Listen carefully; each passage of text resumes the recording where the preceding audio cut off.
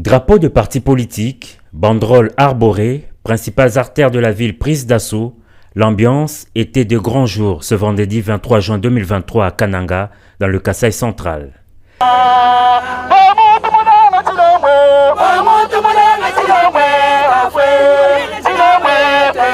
Effervescence dans les rues, effervescence aussi à l'aéroport où la mobilisation était impressionnante pour l'accueil du chef de l'État.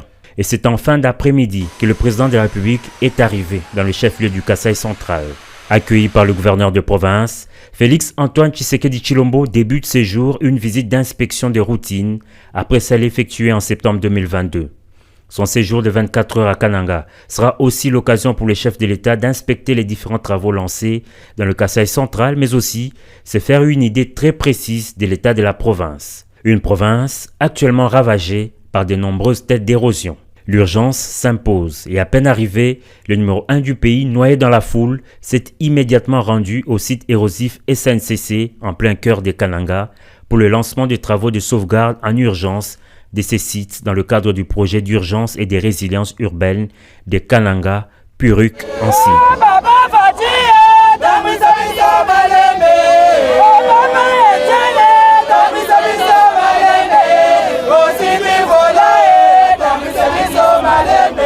Ici, les têtes d'érosion menacent la voie ferrée, mais aussi la route nationale numéro 1.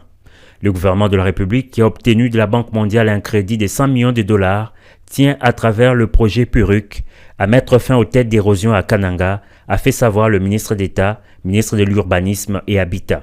Et de façon succincte, le directeur provincial de l'Office de voirie et drainage OVD a présenté les activités qui seront réalisées dans le cadre de ce projet d'urgence. Ces travaux en soi constituera à la construction de collecteurs, la stabilisation des talus, ainsi qu'à la plantation des espèces végétales.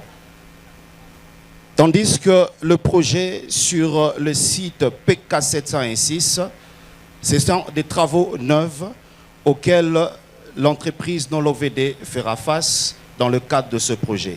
Après le mot, les actes, le président de la République a officiellement lancé ce projet à travers la pose de la première pierre en présence de nombreuses autorités nationales et provinciales.